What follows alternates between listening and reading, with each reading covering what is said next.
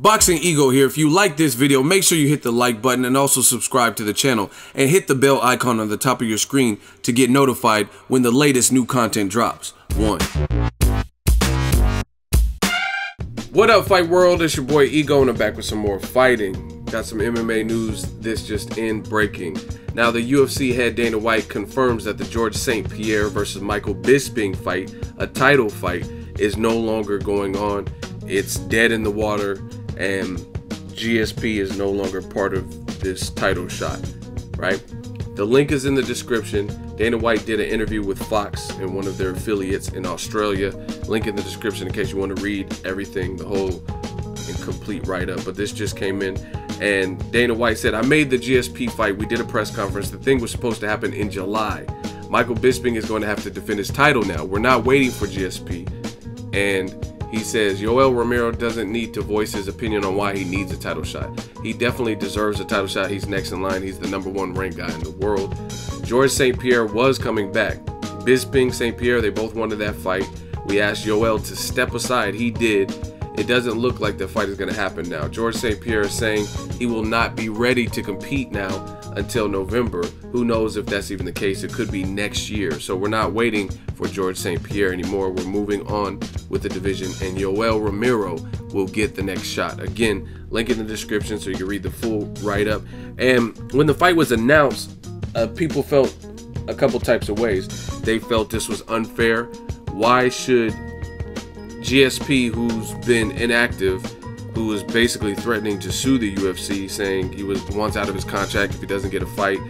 And I get it, GSP was the biggest star, or one of the biggest stars in the UFC in his heyday, but I mean, things changed. New players emerged since that time. Since his retirement or inactivity, GSP got looked over. You know what I mean? The other guys started making their name. Now you got the Cody Garbrands that start making a name, and Conor McGregor, of course, Ronda Rousey. You know what I mean? So a lot has changed. You've seen people like Anderson Silva starting to get a bit older and things like that. So a lot of people question this decision. Like, how does GSP off the couch get a shot at the middleweight title against Michael Bisping instead of Yoel Romero of Cuba, who had a great performance over Chris Weidman on UFC 205, and he does this leaping knee that just bashes up Chris Weidman and destroys him.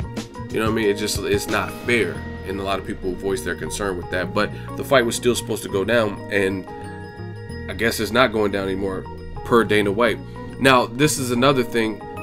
George St-Pierre has always been in good shape when he was active, but a picture surfaced on the net. I didn't really pay too much attention to it because we don't really know what GSP, what he's talking about right now. But I seen a picture that surfaced on the net, and it looked like he was pregnant. And I think Bisping or somebody was making a joke about it, saying it looked like he was pregnant with the alien. And that's what happens. You've been on the shelf, you haven't been in the cage in a while, and you get out of shape, or you have to get back into fighting shape. You know what I mean? This is a title fight, and you don't want to ruin your legacy by just coming back the wrong way. Now, GSP, definitely talented. He works with Freddie Roach as well on the boxing side of things, but it's kind of messed up. And I'm surprised Yoel Romero agreed to step aside. Maybe he was paid some step aside money. I don't know how it works in the UFC, but he deserves the shot. You know what I mean? There was actually, when Yoel Romero knocked out Chris Weidman, I believe Michael Bisping was in the crowd at that fight, and he was just basically acting like he wasn't impressed. So it's just, you know what I mean, all politics. That's how business goes in the UFC. Conor McGregor had 2 titles, and they let him hold on to it without defending against Jose Aldo or Frankie Edgar or whoever. They let him hold on to the titles long enough before they stripped him, long enough to become, in New York, the first and only UFC fighter to hold 2 titles in 2 different weight classes simultaneously. So politics, a lot of people were mad at that, feeling like, oh man, Conor McGregor, he gets special privileges. He's allowed to have a title and not defend it. This was a little bit different. This was a situation where a former name who's been retired and inactive gets to come back and immediately challenge for a title shot based on what? Based on prior accomplishments, you know what I mean? And that's not really fair to the people who have been active and maybe took a loss and bounced back and had more activity. And that's people like Yoel Romero, who was rated #1. So I'm glad for Romero.